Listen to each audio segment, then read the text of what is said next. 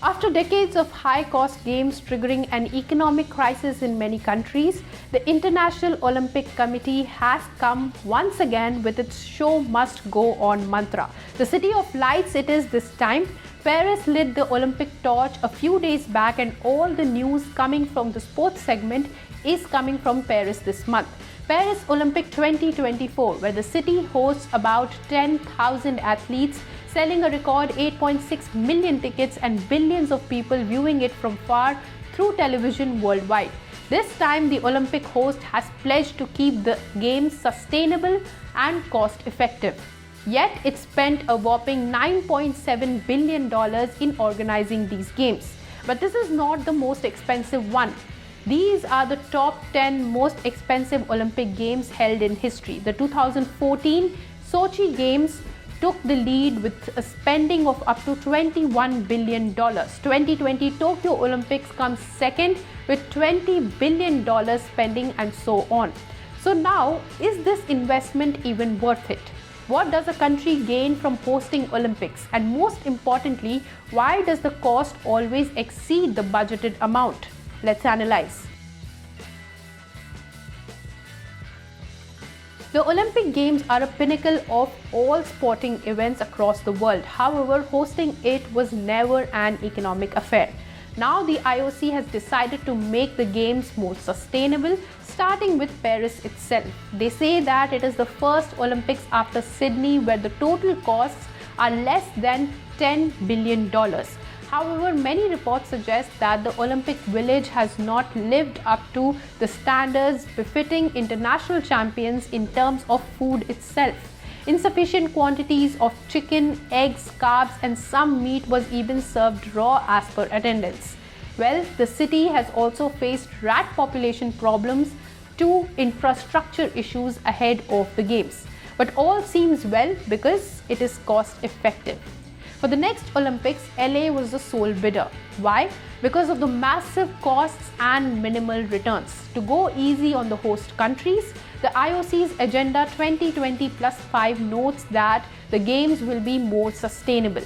Like the Paris Games, 95% of the events will take place in existing and temporary venues. And the private contribution for the construction and organization is huge. But even then, the Paris Games are expected to exceed the original budgeted cost in the bid by at least 115% at the end, as per Oxford's study. Now, the London, Rio and Tokyo Olympics together costed more than $50 billion in 2020 price terms, as per the Oxford study. They exceeded the budgeted amount by 185% in real terms, which does not include the rail, road, airport, hotel and other infrastructure costs, which often costs more than the Games itself. With the direct and indirect costs combined, the cost exceeds even more, and revenue clocks in at a fraction of these costs.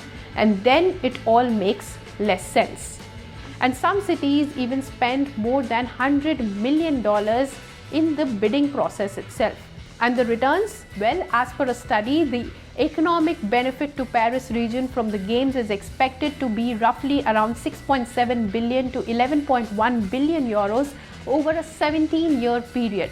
But even at the upper end of this estimate amounts to an annual gain of just 650 million euros, which is a tiny 0.03% of France's GDP. Some countries even suffered massive losses, like in 1976 Olympics, Montreal was left in a hole of debt larger than CAD $1.5 billion, which took over 30 years to repay. Some say that the Athens 2004 Games also contributed to the Greek debt crisis. So what goes wrong? Why the cost overrun? The bid is won for these Games 7 years in advance of the opening ceremony, so which means that the budget is fixed long back and the cost of inflation or other unforeseen incidents is not taken into account during the bidding process, and you cannot leave midway as well. Well, yes, it creates employment opportunities, but not all of these people employed during the Games were all unemployed prior to the Games, which means that the most of these jobs already existed. And moreover, in many cases, the hotels, car rentals, airlines are either internationally or nationally owned, which means that the profits are not always sticking to the host city. And new infrastructure will benefit the country, you say? Maybe not, because the Rio Olympics left behind a trail of corruption scandals, crumbling stadiums, and also triggered an economic crisis. Even then, Indian Prime Minister Narendra Modi is expressing his interest to host the 2036 Olympics. Bharat अपनी धरती पर Olympics का आयोजन करने के लिए बहुत उत्साहित है।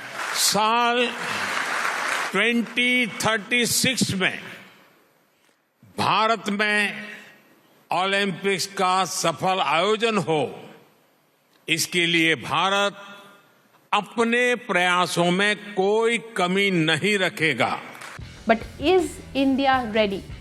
We must ask a few questions before pitching in. Number one, will the private sector pitch in so much money for something that has an extremely minimal return? Number two, does it have the infrastructure and the capacity to host the games? Number three, will it have a long-term benefit and not result in an economic crisis? Think this, India is currently spending 2.4 trillion rupees every year in providing free food grain to 800 million citizens. It will maybe take similar amount to host the Olympics. So the question I ask is it worth it? Let us know in the comments what you think, and like, share and subscribe to ET Now for more such news and views. If you like this video, then like, share and subscribe to ET Now.